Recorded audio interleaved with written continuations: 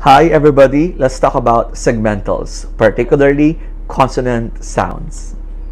There are three ways on how to describe a particular consonant sound.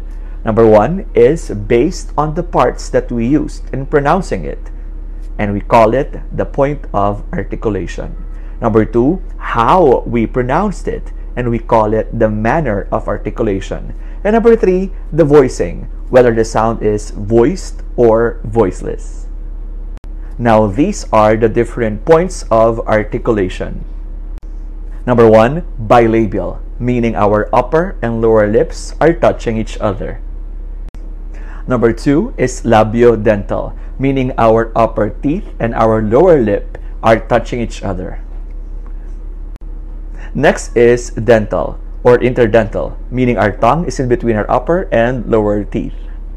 Next is alveolar. It means the tip of our tongue is touching our gum ridge.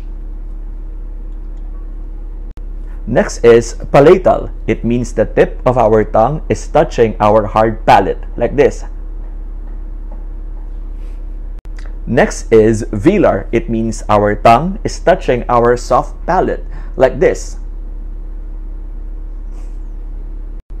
For your reference, please do check our book and our module for the model of the speech mechanism, so you may be familiar with the different parts of our speech mechanism.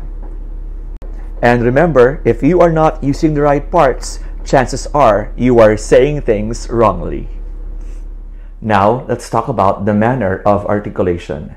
Now, when we say manner of articulation, it pertains to how we produce sounds. The first family is called the plosive sounds. Now, what do we mean when we say plosives? Now, plosive sounds are produced when we hold back the air for a moment and then abruptly we release it. And the examples of plosive sounds are the following. Number one, p. Number two, t. Number three, k. Number four, b. Number five, d. Number six, g. And my friends, it must be noted that in the exam, sometimes plosives are called stops. So plosives and stops are the same. Next would have to be the fricative sounds. Now, why are they called fricatives? The answer is simple. It is because whenever we pronounce these sounds, there is some kind of friction. And what are the examples? Number one, we have S, S. Number two, we have Z, Z. Number three, we have SH, sh. Number four, we have ZH, zh. Number five, we have F, f. Number six, we have V, v. We also have the two types of TH sounds. The voiceless TH sound as in thin and the voiced TH sound as in these. Also H. Now, how about an affricate? Well, my friends, it is very easy. An affricate is a combination of one plosive and one fricative sound. Examples: number one, the plosive T and the fricative SH, and the sound is CH as in church.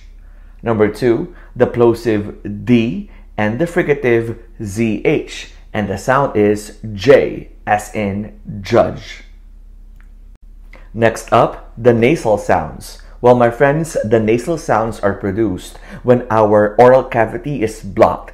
That is why the air passes through the nose. And we have three examples of nasal sounds. Number one is M. Number two is N. Number three is N. Last would have to be the lateral end glides, and these are the examples. Number one, L, L. Number two, R, R. Number three, W as in water.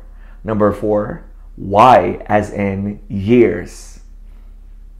Now we are done with points of articulation and manners of articulation.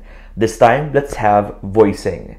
Now, my friends, remember this. If there are vibrations on your vocal cords, then the sound is voiced. If there are no vibrations, then the sound is voiceless. Now, my friends, quick tip. If you want to know if a sound is voiced or voiceless, just put your palm on your vocal cords like this and try uttering certain sounds. For example, S, S. There are no vibrations. Therefore, S is voiceless.